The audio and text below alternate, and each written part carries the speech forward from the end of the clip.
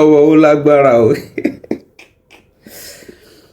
I've just come to realize wípé sórí Nàìjíríà tá wà yìí má ní problem o, má ní problem pẹ̀lú àwọn ọmọ Nàìjíríà o. Then go drag you like mad. Ẹ fi máa yí lọ́rùn lẹ́jẹ́ kíkẹ́ wà ń sinmi torí Ọlọ́run.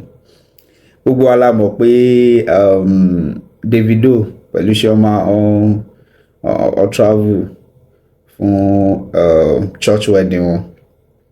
So kí wọ́n wá wà lórí video call pẹ̀lú Davido láti congratulate ẹ̀.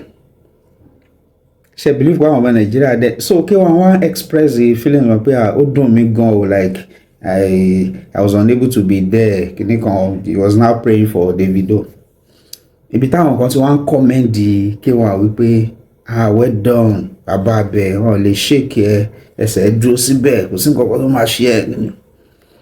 Làwọn kan tún comment wípé so you know say he go pay you ló lọ kọ́ sí mọ́ ṣe ló lọ jẹ́ kán bá ọ̀nà ẹ lóye.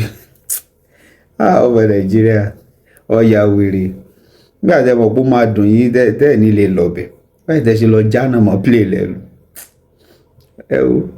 Ẹ bá mi subscribe sí Akọ TV ẹ jọ̀ọ́ ẹ bá mi like ẹ kẹ́ comment ẹ dẹ̀ bá mi share One Love kò ní bàjẹ́. Ẹ jọ̀ọ́ fi K1 lẹ̀ má drag K1 mọ́. Oh,